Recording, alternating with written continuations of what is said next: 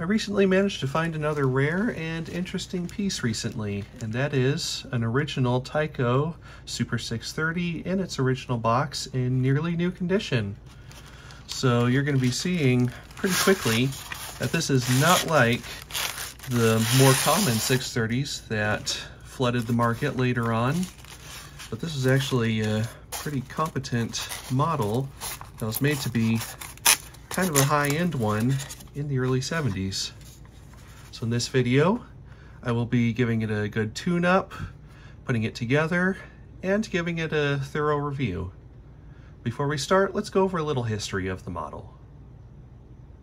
The Tyco Super 630 was the first new model that Tyco offered after being acquired by Sara Lee in the early 1970s.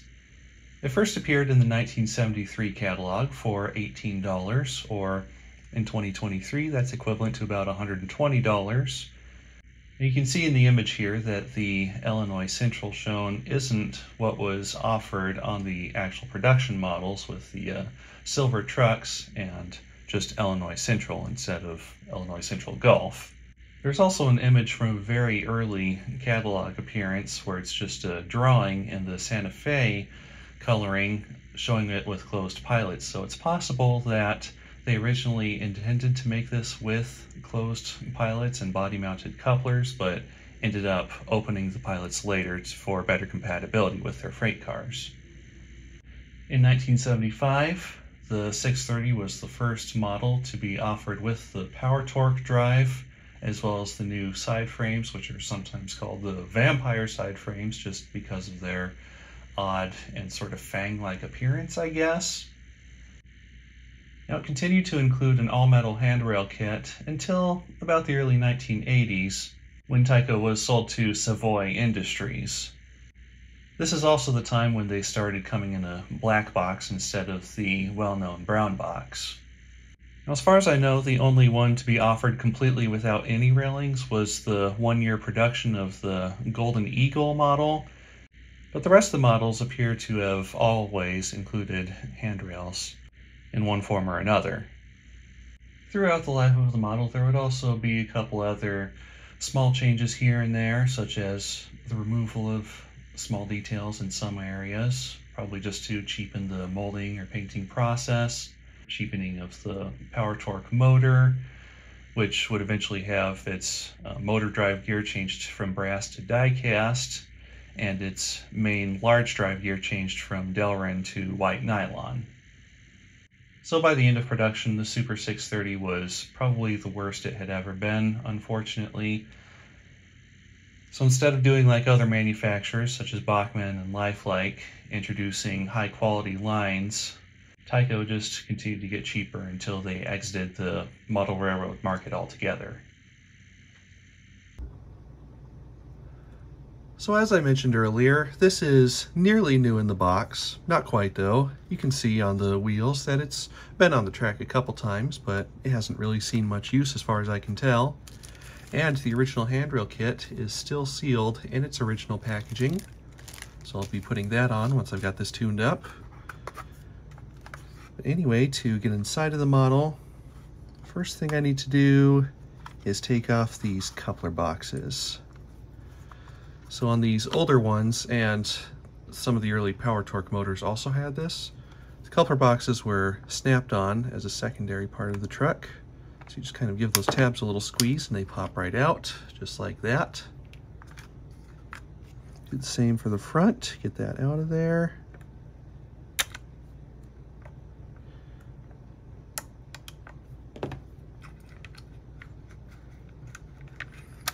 They can be a little finicky sometimes. All right, so now the body is snapped on to the single piece chassis. Various latches going along the sides, and there's one in the back too, so we'll just work through the front here, and there, it lifts off just like that. And here is the original chassis. So you can see very quickly that this has a Rivarossi motor installed. And there's the logo right there, it says Rivarossi on it. So this drive was definitely done in partnership with Rivarossi. It's the same overall design as the U25C that was most commonly sold under the AHM brand. It's got a headlight bulb in the middle there, which goes through light bars to both sides, both the headlight lenses and number boards. Then there's the transfer gearbox there, which comes down to here and turns the shafts going to each of the trucks, which turns 8 wheels total. These middle ones don't have any gears. They're just there for the detail and a little extra electrical pickup. So this is an 8-wheel drive, 6-wheel pickup model. So before I power this up, I think I should get to taking things apart and cleaning out any old and dried out grease. As I'm looking around the model at the wiring system, I noticed that the trucks seem to have their wires coming along here and then soldered to the headlight support strip, which appears to be riveted down to the chassis, which means I can't really go in there to undo the wires, which was kind of an interesting decision on their part. I don't know why they didn't solder the wires up here. That would have made more sense. Oh well. I guess that means I should just be careful to leave the wires here, and if I need to disconnect them, I'll do it at the other end. So to start then, I'll just take off the motor. So that's got 2 screws here, as is typical for Rivarossi.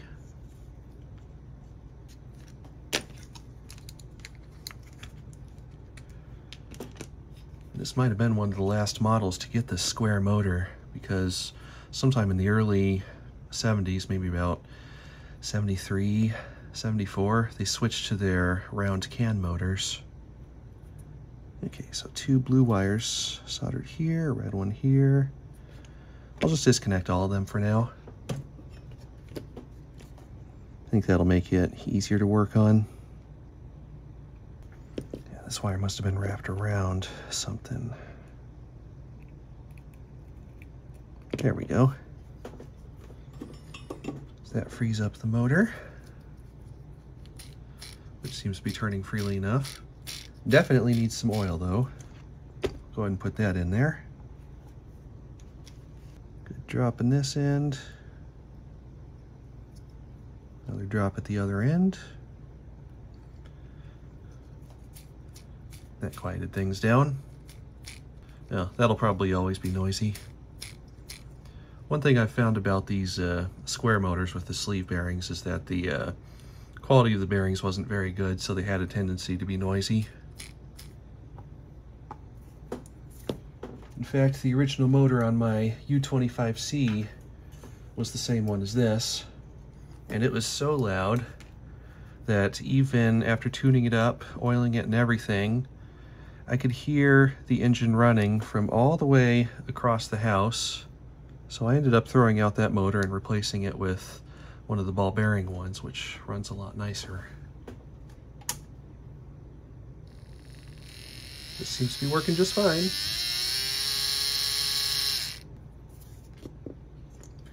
Now getting to the chassis, it looks like the trucks are snapped in, but they have the wire running to the inside, so I think the first thing I should do is take off those bottom cover plates. It looks like they come off like this. Actually, it looks like there are quite a few latches all around.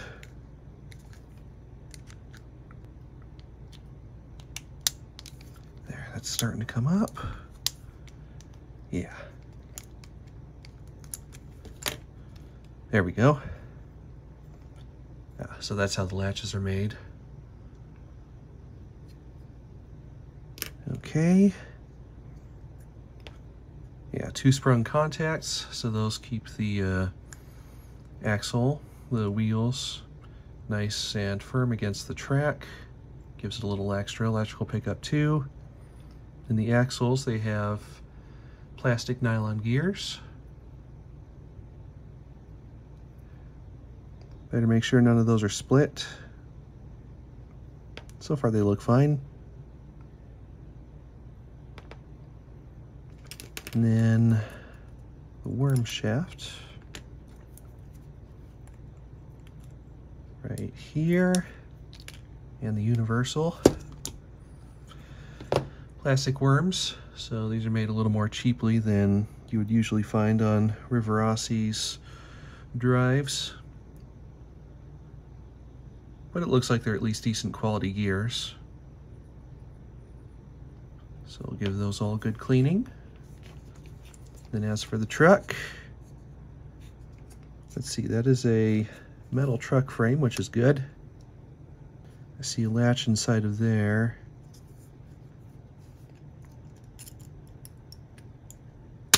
There it goes.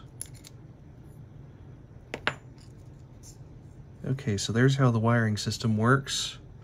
The wire is soldered to that center contact, and then that puts a little bit of spring pressure against the metal frame of the truck, so that's how it gets the electrical pickup from the front and rear axles. Okay, that works. And the rest of it is just snapped in there, and I see no reason to pull that apart any further.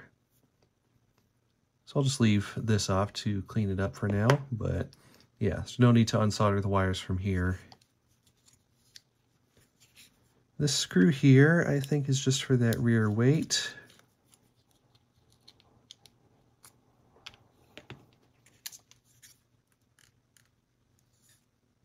Possibly more. Looks like the fuel tank weight is snapped in place. I'll need to take that off to get to the gearbox. It looks like this is a mostly screwless assembly, but they have it snapped together nice and tight. Oops. Looks like I chipped the plastic a little bit there just now. Oh well. Okay, so there's the gearbox, and that is also snapped in from the look of it.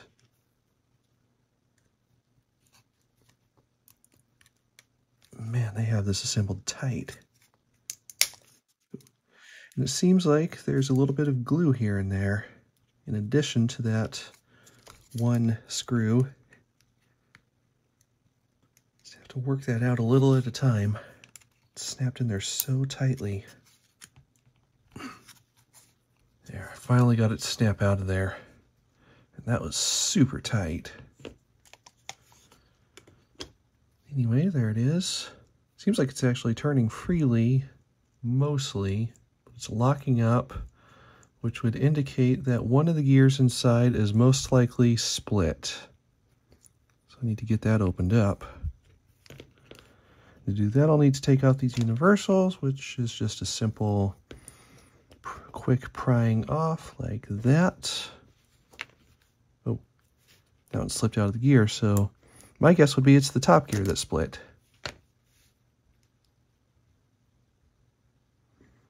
So there we go. More nylon gears.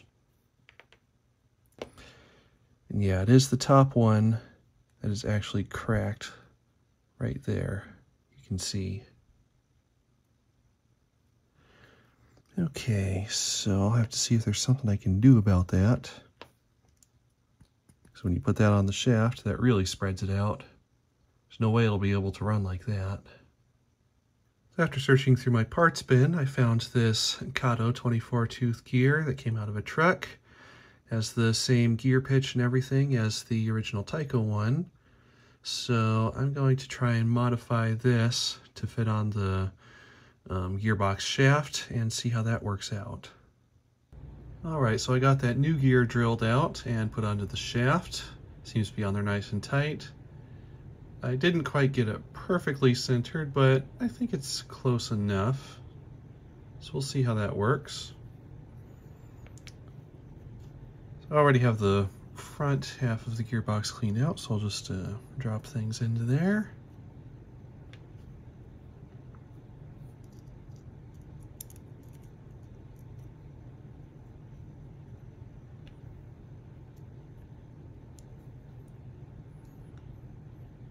Seems to be turning smoothly enough.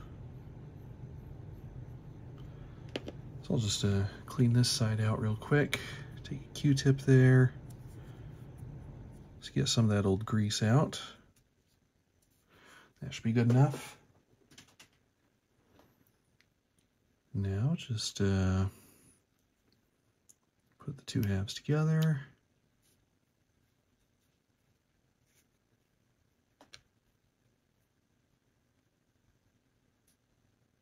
Press that back onto there. Seems like the gear stayed in place, so that's good. And it has just a bit of forward and back play, which is perfectly fine, as long as it stays meshed, and it feels like it's turning smoothly. So I think this is going to work. Before I forget, I should make sure to add some fresh grease to these gears. And that should be enough.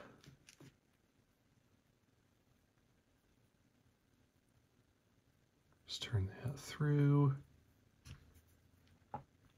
And since these gears work at high speed, I think that grease will find its way through pretty quickly. There. Now I'll press that last piece on. Yeah, it feels like everything's turning real nice in there. So I'll just add a touch of oil to each of those bearings.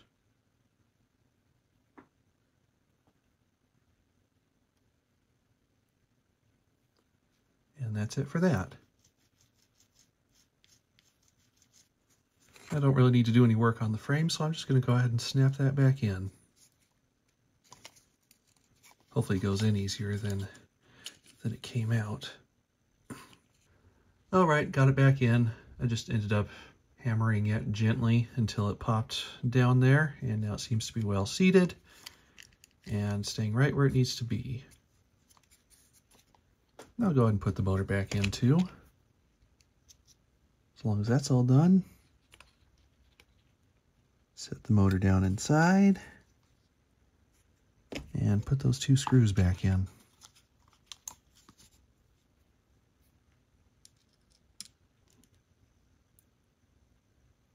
Seems like this screw doesn't really tighten in there, so I'll just leave it in the spot that's most snug. Let's just power up that motor real quick and make sure that's all working. Oh yeah, off it goes. Seems to be nice and smooth.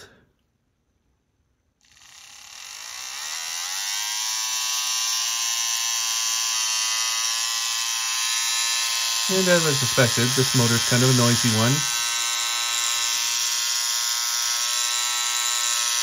But at least it does run all right.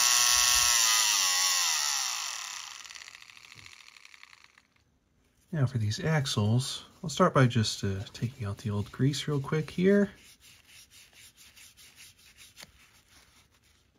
It's at least not dried out, so that makes things a lot easier. Now as for the tire here, let's see how that is. Just kind of wipe that down with the paper towel a little. And the tire still feels good on there, so I think I'll be able to keep these. And to clean the brass wheel, I'm just giving it a good cleaning with an abrasive block here. This is one of those Walther's Bright Boy blocks. Kind of a rubbery material. So it wipes away dirt while it kind of polishes up the metal. And that looks good, so I'll just do the same with the rest of them.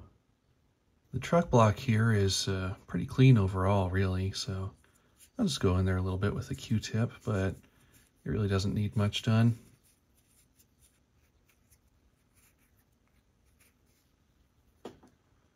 That should be good enough. For the worms, just use my nail with the paper towel, going into that groove there, and it's turning the shaft, and it takes out the old grease. These worms are double threaded, so you have to go over them twice to get them completely cleaned out. And as is typical for Tyco Mantua plastic wheels, they seem to be splitting. That's pretty much expected at this point though. I see them split more often than I see them completely intact, but that's at least staying in one piece, and it's tight enough on the axle that it shouldn't cause any problems. Almost done with this truck. Just going to add the usual fresh oil to all the axles and bearings. Also going to put a little bit onto these contacts here. Then a bit of grease for each of these gears. That looks like it'll be enough. Now as for this axle, the spring tension actually feels too tight right there, so I am going to reduce that a bit just by pushing down on these contacts. Spin them down inside a little, not too much. Yeah, that should be just right. It's just enough to push down on the axle, but not enough to actually really cause any drag or resistance. So now I'll put the cover back on. That just snaps in place, nice and tight. Everything seems to be holding together. Oh, 6 latches that you've got to get down. So these are definitely made to hold together for the long term, which is good. I've got the motor hooked up again. Let's see how that first truck does.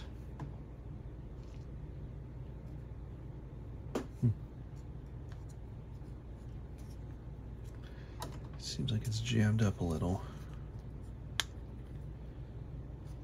So I guess it's a little bit loose in that area of the truck.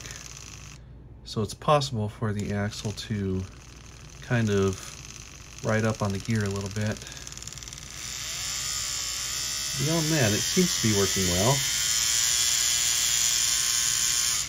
All right, cleaned up the other truck the same way, and it seems to be working just fine.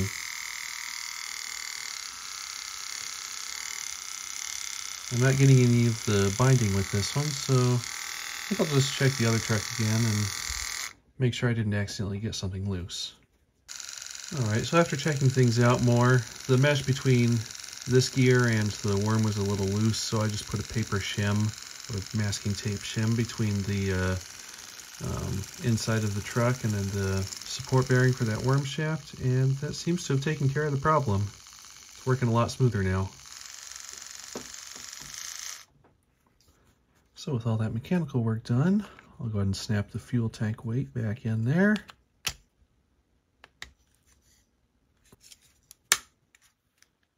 There. Now it's back in.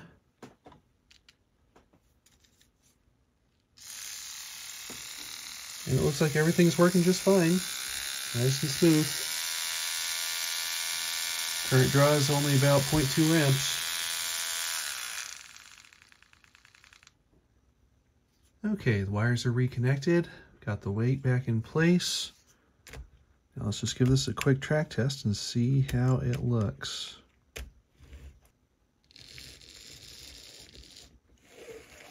A little wobbly.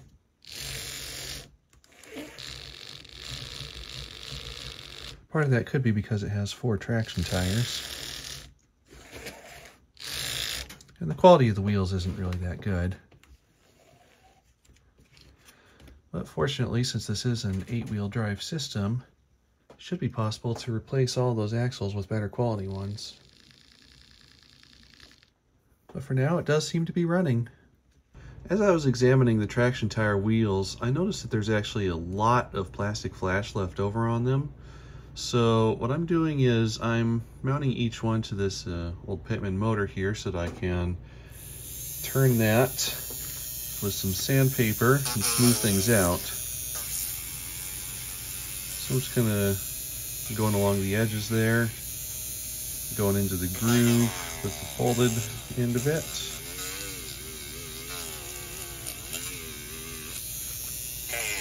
And anywhere else where things seem like they're a little rough. We'll see if that helps with getting rid of some of that wobble. All right, so after that and a little bit of counterbalancing of the wheels because they are kind of off center in their rotation, I think I've got it running pretty well. There's still some wobble to it, but it's definitely a lot less than what it was. So at this point, I think I can go ahead and put the shell back on. So we'll just start with that rear latch, bring it down, and snap that in place.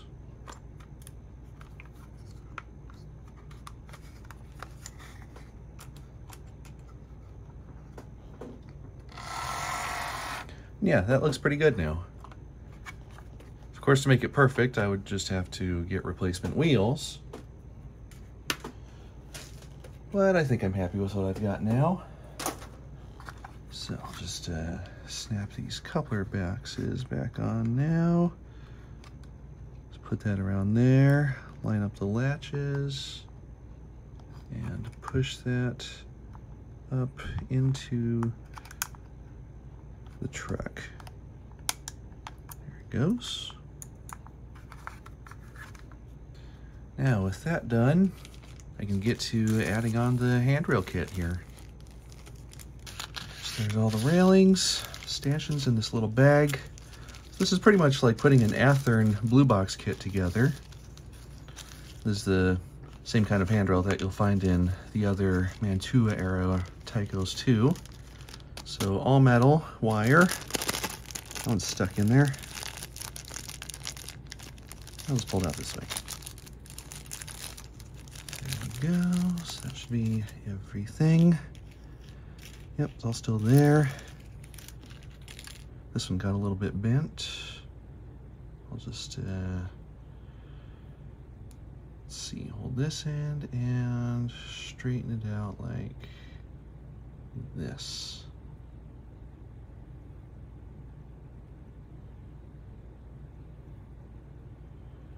Okay, that should look good. So these handrails are made of steel. I think they might be plated though, so that'll help to keep rust off of them if they are. Okay, so these should pretty much match up with those holes.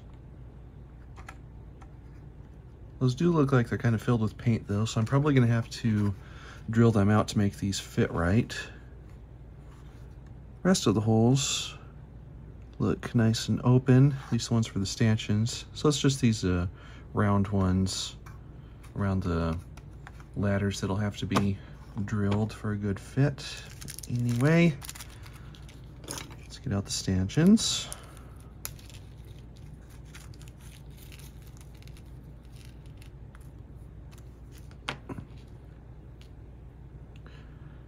Yeah, these are real simple parts. They're just, looks like they're not even wire. They're just a single stamped out piece of steel. So to get that on there right, I'll have that end facing that way. Slip it onto the end. Bring it around to the corner. Okay. So these do go on pretty easily, which is good. All right, there's all those on there. I'll worry about spreading them out later. For now, I'll just start by inserting this end into the cab. Yeah, it's going in now.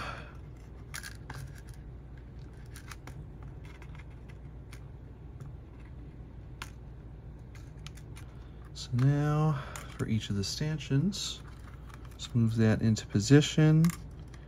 And since this has a square tab, it is best to press this in straight the first time. Highly magnetic since it's made of steel. And press that into the hole. Okay, then just take the next stanchion, bring that forward, and do the same.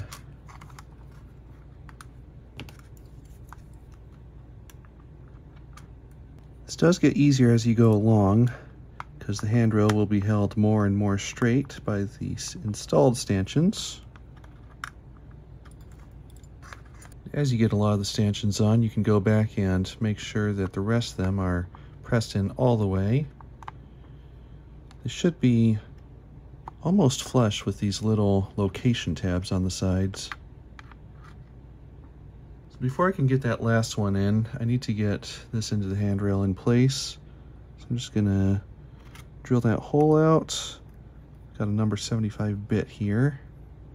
Just make sure that's cleaned. Let's see if that's enough for me to get this inserted. Hopefully it is.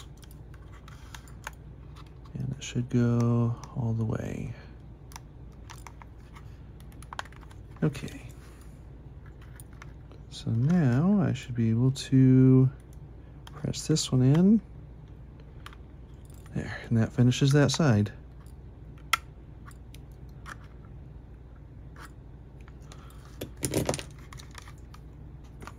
So it looks like it does go just a little bit past where it's supposed to. And it looks like these bends here need to be a little bit sharper to correct that. Okay, yeah, that took care of it. But now I just need to straighten these back out.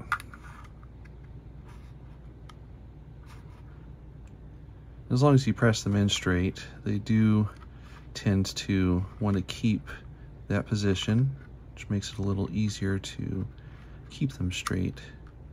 For these shorter railings, I'll just press in both ends of the wire handrail first. I already cleared out the rest of the holes around the frame, so that should let me get this in. There. And that will now make it easier to put in that handrail stanchion. So for these end railings, since they have multiple stanchions, I'll put them on the same way that I did for the longer sides. Start with one end there. That all the way in. And just go one at a time again at getting those stanchions pressed into their holes. Now with all those in place, I can see where I need to bend this railing in order to fit into that last hole. So I can just take care of that now. Straighten the tab out. And then press it in. And there it is. And with that railing on, the assembly is now completely finished. And now that the assembly and tune-up is done, I'll get on to the review portion of this video. And I'll go ahead and note right now that the front coupler, while I was working on things, one of those fragile little tabs ended up breaking off, and it was also kind of leaning down like that and catching on switches, so I'm just gonna leave it off for now. Maybe figure something out with that later. Like Tyco's other models, pretty much all of the detail is molded onto the shell, aside from the handrails and horn, and just a couple other small parts here and there. Overall though, the detail really does look pretty good for its day. It's sharp, cleanly done. The ventilation is deep and really looks pretty nice overall, compared to much flatter ventilation that I've seen on a lot of other shells from the same period of time, even from more expensive models.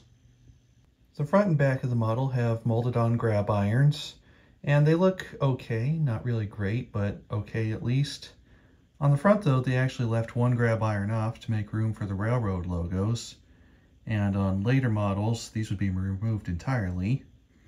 The biggest downfall to the detail though at each end is those open pilot for the truck mounted couplers. I mean, although they do have a molded on lift bar and other details, which don't look too bad really, the open pilot really does kill a lot of the realism in that area. Now, one of the biggest positives to this version of the model is the trucks. The side frames on these, they are well scaled, finely detailed, and look excellent. And even though all of the details are molded on, such as the air tanks, you really can't even tell at most viewing angles. You have to look closely to see that some of those parts are not separate. So those really are well done overall. And of course, they're especially well done when you compare them to the vampire side frames, as they're sometimes called, that came on pretty much all later models. And those are pretty much just a big joke in the detail department. Now, one odd choice to the detail is the fuel tank, which is a few scale feet too short for any version of the C630. On the later power torque versions of the model, they actually gave it a scale-sized fuel tank, but again, that was kind of messed up by those small and very unrealistic trucks. I suspect part of the decision to make the fuel tank that way was to make more room for the drive line under there, because the trucks do have to swing out really far in order to accommodate an 18-inch radius. One other thing to note about the detail is that, unlike all of the power torque models, this one completely lacks any window glass for the cab. There is room for it inside, but I suspect it may have been left out in order to allow more ventilation of the Rivarossi motor inside of there. With the glass in place, there would be pretty much no ventilation to the motor at all. Now, the quality of the paint, I'd say it's about average for its day. In the early to mid 70s, this is about what you would also expect to see on maybe Athearn and most other ready-to-run plastic models, so it's nothing really fantastic, but it doesn't look bad either. There's some paint overspray in certain areas where you can see the white and orange kind of run over each other a little. And one odd thing about these is that no matter what railroad it was, Tyco always numbered it 1102. The big problem with the paint on this model, though, is that Tyco never attempted to offer this in a single railroad that ever actually owned a C630. Only the Norfolk and Western had the high nose model, which Tyco made, and they only had 10 of them, which really made it kind of an odd choice to make this one. Beyond that, though, the only one that's almost slightly believable is the chassis system, just because of the Chesapeake and Ohio having some of the low-nosed C630s, but really beyond that, every single paint scheme and decoration on these is complete fantasy. As for the weight of this, it is decently heavy for a Tyco, weighing in at 14.5 ounces. And with 8-wheel drive, it's going to have good traction even if you remove the tires. So there's really no reason to have them on there. All they do is just add some extra potential for parts to wear out and fall off or cause issues. So replacing the wheels with some good quality ones that don't have tires is still going to result in a model that has pretty good pulling power. Now getting onto the performance of the model. Let's just start it up here. It is noisy because of that motor, but it does take off smoothly. It's really a pretty strong runner overall. Let's bring that up to full speed. So there's 12 volts. That's about 100 scale miles per hour, so 30 miles per hour faster than the real-life C630s. But for a model of this time, that's actually pretty good, I'd say. The gear system is actually really quiet overall. Of course, you can't hear it over the motor, but even with the quieter rotor in there, I think it would actually be a pretty smooth and quiet running gear system overall. I'd say the biggest problem to the running quality comes from the plastic wheels with the traction tires. I found that every single one of them was molded off-center, which would indicate that their mold was not made correctly. And that also means it's likely that every single one of these would have some wobbliness to its running quality. It's possible to counterbalance those a little bit like I did, and at certain speeds, the wobble kind of just gets to a point where the body stays mostly motionless and doesn't look too bad.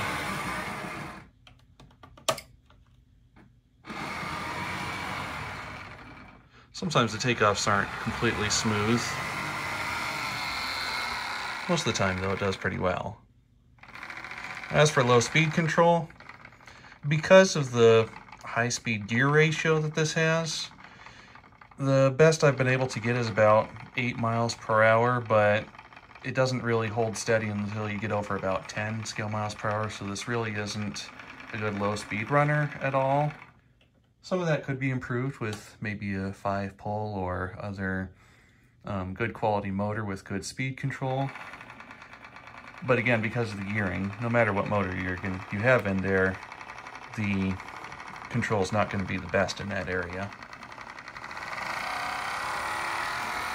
Now, since this does have a decent amount of weight to it, as well as those 4 traction tires, it's going to be able to pull far more than it ever needs to handle. So you could probably put about 80 cars behind this thing and it would still have the traction for them, but then that would be a lot of strain on the motor. So I keep this down to maybe about 20, 30 cars at the most. That'll still look good with an engine of this size.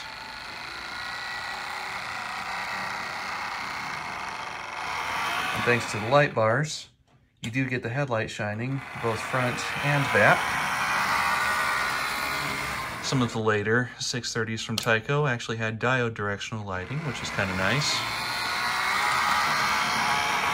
But for a first run, that's not a bad effect to have, lighting at both ends. Now, thanks to the truck-mounted couplers, it's going to be able to pull even smaller freight cars with other truck-mounted couplers over tighter curves. And this can go down to an 18-inch radius. Although I found that it doesn't especially like that radius. I'm just flipping the switches so that I can get this over. And it is able to make it over switches without derailing, which is good. And even though it is only half of the wheels picking up power, the electrical pickup is good enough to keep going without stalling most of the time over these switches. There's just maybe a little power hiccup here and there. You can probably hear a little of that, but because of the universals going to the trucks, it makes a grinding noise going over an 18-inch radius. And considering that is the only curve size that Tyco offered, that would make this honestly not the best chassis for running in their train sets.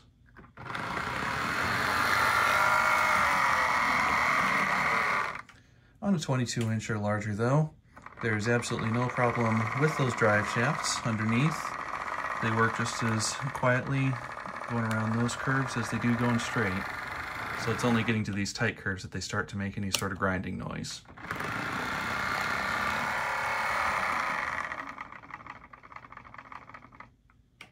Now, as for the current draw, I've tested this to be about 0.3 amps on average.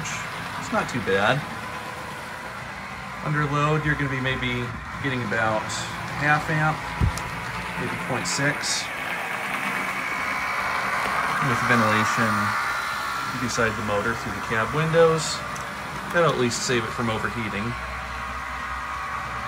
And as for the stall current, like other Rivarossi motors from this era, it's about 1.2, 1.3 amps, but it never exceeds 1.5. So that is the original Tyco Super 630, as they called it. With a few little engineering tweaks, it really could have ended up being one of the very good plastic models of the day, with its smooth 8-wheel drive chassis and the overall very good detail, pulling power, and other features of it. Now, because these are somewhat rare models, just because of their short production run, they end up being fairly expensive, especially compared to the later and much more common Super 630s that came from Tyco. To get a really high quality version of this, the only other one I know of in plastic is the one made by Stewart. So if you really want a good quality high hood C630 for the Norfolk and Western, that may be the direction that you want to go. But if you want to get a cheaper model and still have a decent runner and don't mind doing some custom work, you could also get one of the later Tyco models for cheap and get the C628 chassis from the Model Power IHC Mahano made ones and link those two together and end up with a smooth running and good looking model. Now, because of its rarity and higher prices as a result, this is one that I would recommend more just to collectors than anyone, since it does have those couple little issues that prevent it being an excellent running model compared to quite a few other options that are out there. But if you are a collector or just someone who wants to do some modification on the original Tyco mechanism to make a better runner, it is an interesting one to look out for, and even with its rarity, they usually go for quite a bit less than $100, so it's not the worst value out there. In fact, it's probably quite a bit cheaper than you could do for any of the correctly modeled Stewart versions.